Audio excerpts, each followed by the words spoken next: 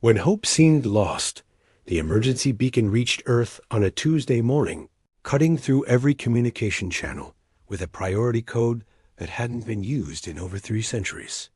Captain Elena Vasquez was drinking her coffee in the fall. Command center of Luna Station, when the message began playing, and by the time it finished, her coffee had gone cold. The holographic image of Chancellor Vrex of the Galactic Council flickered in the center of the room. The tall, crystalline being's voice carried desperation that even the universal translator couldn't hide. Citizens of all member worlds, we face extinction. The Void Devourers have returned from the galactic core. 3 star systems have been completely consumed. Entire civilizations gone. We estimate 6 months before they reach the core worlds. Every species, every world, must contribute everything they have. This is not a request. This is a plea for survival. Elena set down her cup and looked around the room at her fellow officers. Lieutenant Sarah Kim was already pulling up tactical displays, her fingers dancing across holographic interfaces. Dr. Marcus Chon stood frozen, his usually active mind trying to process what they'd just heard. Chief Engineer Roberto Santos was muttering in Spanish, which he only did when he was either very excited or very worried. "Ma'am," Sarah said, her voice steady despite the magnitude of what they'd just learned. "I'm receiving confirmation signals from across the galaxy. The Altarians are mobilizing their 7th fleet. The Centauri Alliance is sending everything they have. Even the Zephyrians are contributing ships, and they haven't left their home system in 200 years. Elena nodded slowly. The Void. Devourers were legend, stories told to scare children and new space travelers. Ancient machines that had supposedly consumed entire galaxies before somehow disappearing into the cosmic void. The fact that they were real and that they were coming changed everything. "What's Earth's response?" she asked. Sarah's expression became confused. "That's the strange part, Captain. Admiral Harrison's office sent a single message. They want to see you immediately.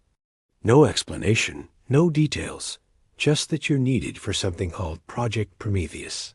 2 days later, Elena found herself standing in the most classified briefing room in Earth's military headquarters. Admiral Harrison was there, alone, with several people she didn't recognize, and a few she did. Dr. Chon had been brought in, as had Roberto and Sarah. Commander Alexei Petrov, a tactical specialist she'd worked with before, stood near the wall looking as confused as she felt. "Captain Vasquez," Admiral Harrison began, "what do you know about the Void Devourers?" Elena thought carefully before answering. Ancient machines, possibly millions of years old. They consume matter and energy from entire star systems. Theoretically, they learn and adapt from everything they encounter. Most xenobiologists believe they're either extinct or hibernating somewhere in the deep void. "They're not extinct," Harrison said grimly. "And they're not hibernating. They've been waiting. Our deep space monitoring stations have been tracking them for the past month. They move unlike anything we've ever seen. They don't follow predictable patterns. They don't use conventional propulsion.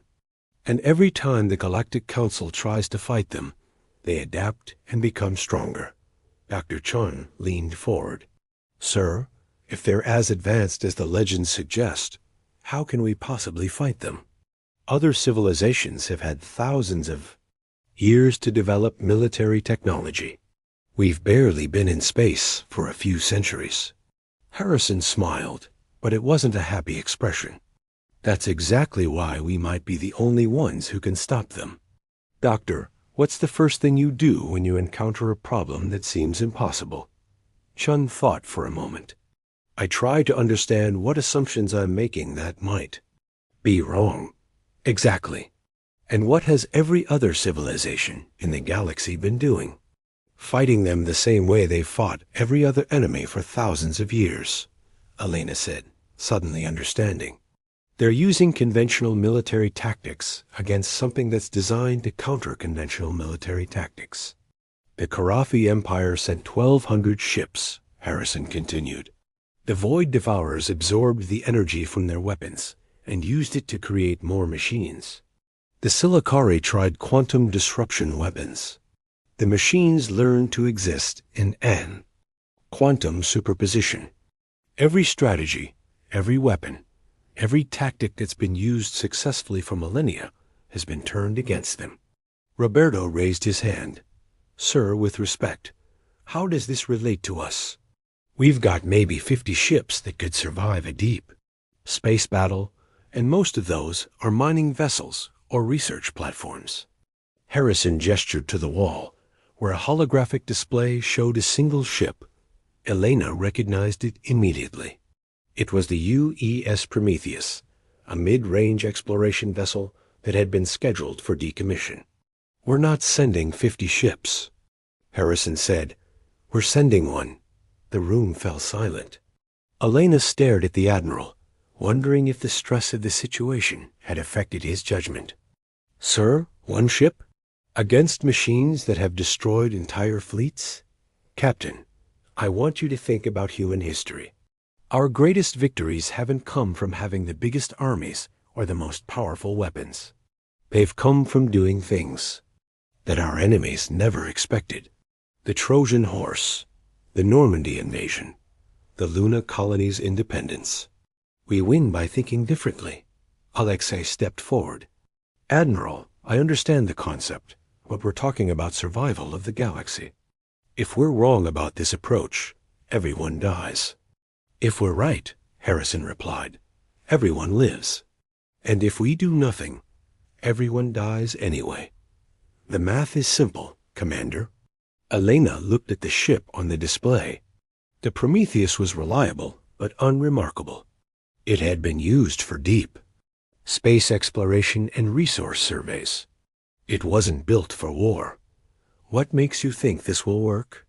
Harrison touched a control, and the display changed to show technical specifications. But these weren't the original specs. The ship had been completely rebuilt from the inside out. The Prometheus has been modified with every piece of unconventional technology we could fit into it. Dr. Chun, your theoretical quantum resonance field. Roberto, your impossible engine modifications. Sarah, your pattern analysis algorithms. Aleshe, your asymmetric warfare protocols. Dr. Chun's eyes widened as he studied the modifications. Sir, half of these systems are still experimental. We don't know if they'll work together. That's exactly why they might succeed, Harrison said. The Void Devourers learn from what they encounter. They adapt to known technologies and tactics. But they can't adapt to something they've never seen before, something that shouldn't even be possible. Elena realized what he was really asking. You want us to go out there and be unpredictable, to fight in ways that don't make sense to machines that learn from combat data. I want you to be human, Captain. I want you to do what humans do best when the odds are impossible. I want you to survive. The next week passed in a blur of preparation and briefings. Elena learned that the Prometheus had been equipped with systems that violated several fundamental laws of physics. Roberto's engine modifications allowed the ship to move in ways that defied conventional understanding of spacetime. Dr. Chun's quantum field generators could theoretically exist in multiple states simultaneously. Sarah's communication arrays could analyze patterns in ways that seemed almost intuitive. The day before departure, Elena stood in the ship's cargo bay, watching her crew make final preparations. They were heading to Kepler 442, where the largest combined fleet in galactic history was gathering. Over 10,000 ships from hundreds of worlds, all following military doctrines that had been refined over millennia. And Earth was sending one ship with a crew of 67 humans who specialized in solving impossible problems. Captain, Sarah said, approaching with a datapad, I've been monitoring communications from the gathering fleet. The other species are confused about our response. Some think we're cowards. Others think we're arrogant. A few think we're completely insane." Elena smiled. "They're probably right about the last one. What do you think, Sarah? Are we crazy?" Sarah looked around the cargo bay, where Roberto was installing equipment that technically shouldn't work, where Dr. Chun was calibrating instruments that measured things that theoretically didn't exist, where Alexei was running combat simulations for scenarios that had never occurred in military history. "Captain," she said finally, "I think we're exactly as crazy as we need to be." The Prometheus launched from Earth orbit on a clear Thursday morning, its destination a star system, 23 light-years away, where the fate of the entire galaxy would be decided. As they entered hyperspace, Elena looked back at the blue-green planet that had given birth to a species that refused to accept impossible odds. She had no idea if their plan would work. She had no idea if they would survive the next few days. But she knew one thing with absolute certainty. They were going to try something that had never been tried before. And sometimes, that was exactly what the universe needed. Asterisk. When humans showed their true nature, the Kepler 442 system looked like a graveyard when the Prometheus arrived. Debris from the first battle floated in massive clouds around the star, twisted metal and crystalline fragments that had once been proud warships. The combined galactic fleet had taken positions near the fourth planet, their formations precise and defensive. Elena stood on the bridge, watching the tactical display with growing concern. Of the original 10,000 ships that had gathered, fewer than 7,000 remained. The Void Devourers hadn't even arrived yet, and they'd already won the first engagement. "Captain," Sarah reported from her communication station, "Fleet. Commander Zardix is requesting immediate conference. His message is marked urgent, and he doesn't sound happy." The main screen flickered to life, showing the imposing figure of Commander Zardix, supreme leader of the Karathi military forces. His 4 arms gestured angrily, and his translator unit struggled to keep up with his rapid speech. "Human vessel, you will explain immediately why your world has sent only one ship to this critical battle. Is this Earth's idea of military support? Are your people cowards or fools?" Elena kept her voice calm and professional. "Commander Zardix, I'm Captain Elena Vasquez of the U.E.'s Prometheus. We're here to help end this threat. One ship," Zardix's voice rose higher. "One primitive vessel against machines that consume the entire Helix Nebula. The Silicari sent 300 ships and lost them all. The Andromedans brought their most advanced dreadnoughts and watched them be torn apart. What can one human ship possibly accomplish?" Before Elena could answer, alarms began sounding throughout the fleet. Sarah's instruments lit up with incoming signals, and Dr. Chun looked up from his science station with fear in his eyes. "They're here," he said quietly. The Void Devourers emerged from hyperspace like nightmares given form. They weren't ships in any conventional sense. They were organic-looking, constructs that seemed to shift and flow as if space itself was bending around them. Some were massive, larger than space stations. Others were smaller, but moved with impossible speed and agility. "All ships," Commander Zardix broadcast, "implement formation Delta 7. Begin concentrated fire on the largest targets. Show these ancient machines what united galactic military power can accomplish." The fleet moved with practiced precision, thousands of ships taking predetermined positions. Their weapons fired in perfect synchronization, energy beams and projectiles that could crack planets. For a moment, it looked like it might work. Several Void Devourers seemed to take damage, their flowing surfaces rippling under the assault. Then, the machines began to change. The damaged areas didn't just heal.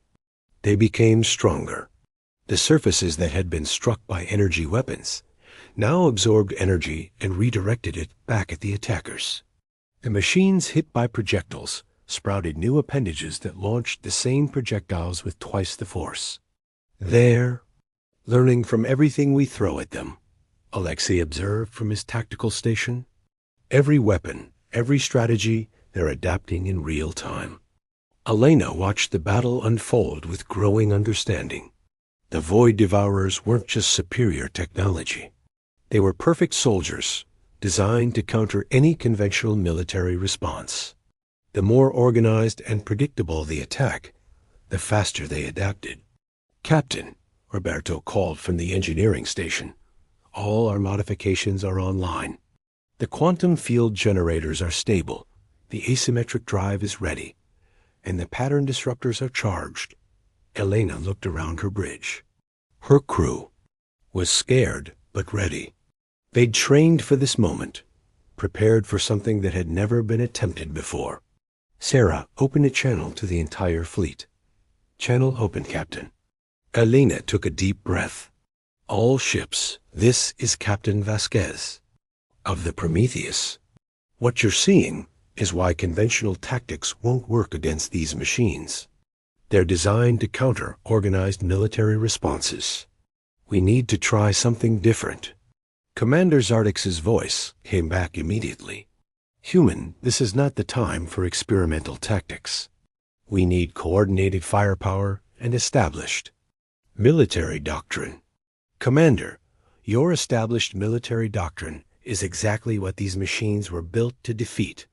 They've had millions of years to perfect their ability to counter organized attacks, but they might not be prepared for something completely unpredictable." Elena signaled to her crew.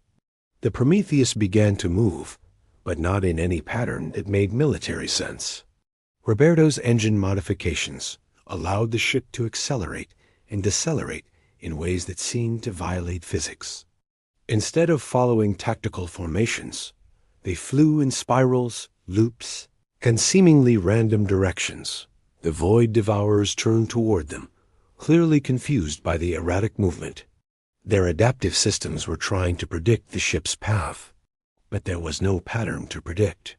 "Now, Marcus," Elena called. Dr. Chon activated the quantum field generators. The Prometheus began to exist in multiple probability states simultaneously. To outside observers, it looked like the ship was in several places at once, phasing in and out of reality. The Void Devourers' attempts to target them failed completely. Their weapons fired at positions where the ship might be, but quantum uncertainty made conventional targeting impossible. Phase 2. Elena announced. Sarah activated her pattern analysis systems, but instead of analyzing the enemy, she began broadcasting seemingly random signals on all frequencies. The signals weren't random, though. They were designed to look like communication patterns from different alien species, but with subtle contradictions and impossibilities embedded within them. The Void Devourers began to behave strangely. Their perfect coordination started to break down as their adaptive systems tried to process the contradictory information. Some machines began firing at others, their learning algorithms convinced that nearby units had been compromised.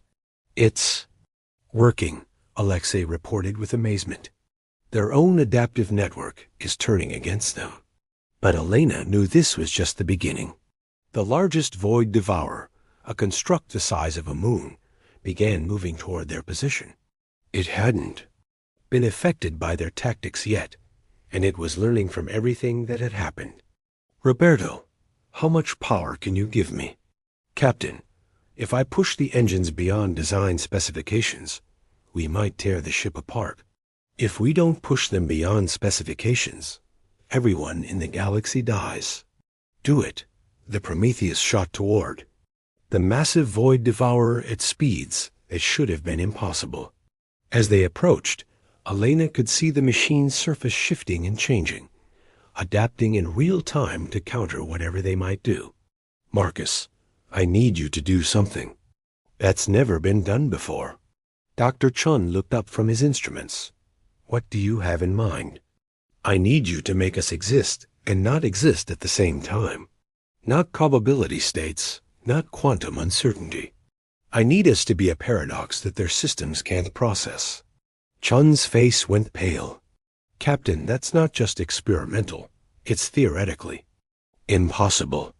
The quantum field generators weren't designed for that kind of manipulation. Marcus, we're humans. Theoretically impossible is just another word for challenging. Chan's hands flew over his controls, pushing the quantum systems into configurations that no textbook had ever described. The ship began to vibrate in ways that hurt to perceive, existing in states that shouldn't be possible. The massive void devourer suddenly stopped moving. Its surface began to flicker and change rapidly. Its adaptive systems caught in an infinite loop, trying to understand something that couldn't be understood. Elena opened communications to the entire fleet. All ships, target the large construct now while its systems are overloaded. The combined fleet's weapons struck the confused machine simultaneously. Without its adaptive defenses active, it began to break apart, its ancient systems finally failing.